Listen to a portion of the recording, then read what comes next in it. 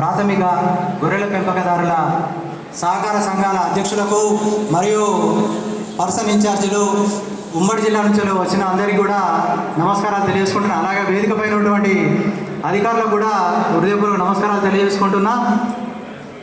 ఈరోజు మనం సమావేశం ఒక గొర్రెల కాపర్ల విషయంగా మనం అంటే 7 సంవత్సరాల తర్వాత మన కూర్చున్నట్టే కనబడుతూ ఉంది. ఏంటంటే దాదాపు 7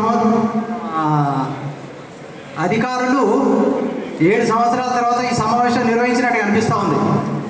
ఈ బడ్జెట్ సమావేశాన్ని పెడుతున్నారంటే అయితే ఇందులో సక్సెస్ స్టోరీలే చెప్పుకుంటున్నారు. నాది కూడా సక్సెస్ స్టోరీ. ఎందుకంటే నేను 2017లో గొర్రెల పంపిణీ జరిగినప్పుడే నేను ఒక సొసైటీకి అధ్యక్షునిగా ఎన్నుకోబడ్డ తర్వాత గొర్రెల మేకల పెంపకదారులపై అనేకమైనటువంటి వినతి పత్రాలు ఇస్తూ ధర్నా కార్యక్రమాలు పిలుపునిస్తూ ఉమ్మడి జిల్లా వ్యాప్తంగా కూడా నేను అన్ని చోట్ల తిరిగిన. నా పేరు కాలు సురేష్ యాదవ్. నేను నేదునూరు ప్రాథమిక గొర్రెల పెంపకదారుల సొసైటీ అధ్యక్షుడిని.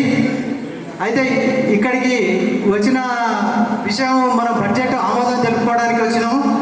ఎక్కువ స్టోరీలు సార్ కూడా ఏమంటారంటే రాజకీయం మాట్లాడద్దు దయచేసి అని అంటున్నారు. మరి సరే నేను కూడా రాజకీయం ఏం మాట్లాడాను, కానీ కాకపోతే మనకు ఉన్న సాధక బాధకాలు ఇప్పుడు కూడా 7 సంవత్సరాల తర్వాత కలిసినాము. అయితే ఇది సంవత్సరానికి ఒకసారి నిర్వహించాలి ఈ బడ్జెట్ సమావేశాలు అనేటువంటివి. వీళ్ళు 7 సంవత్సరాలకు ఒకసారి పెట్టి మనకు కొంచెం టైం ఇచ్చినట్టు అనిపిస్తూ ఉంది. ఇది పద్ధతి కాదు.